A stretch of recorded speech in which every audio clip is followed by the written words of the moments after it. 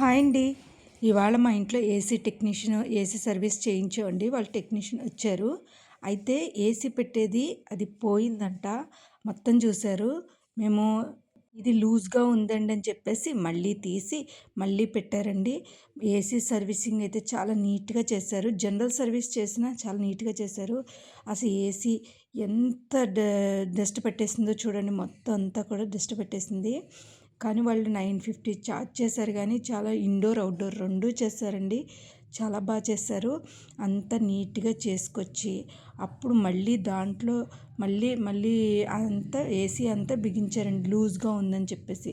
కానీ వాళ్ళ పని కాదు. కానీ అది బాగా చేశారు. వాళ్ళు కేవలం క్లీనింగ్ ఒక్కటే చెయ్యాలి. కానీ అంత నీట్‌గా చేసుకొచ్చారండి.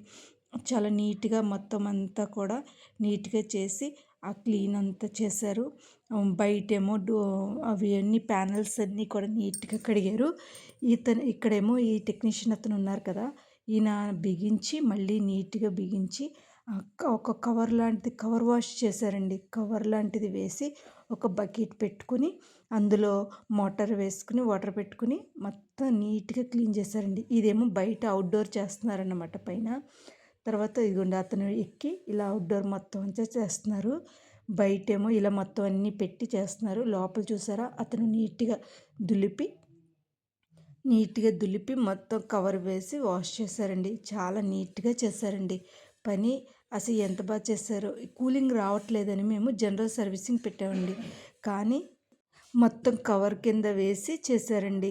కవర్ చేసి ఎంత డస్ట్ వచ్చిందంటే వాళ్ళు చెప్తుంది ఏంటంటే ఎవ్రీ 6 మంత్స్‌కి చేసుకోవాలి మేడం అని చెప్పారండి. మొత్తం అంతా కూడా చాలా నీట్‌గా చేశారనమాట. కూలింగ్ అయితే ఇప్పుడు చాలా బాగా వస్తుంది. చాలా బాగా చేశారండి.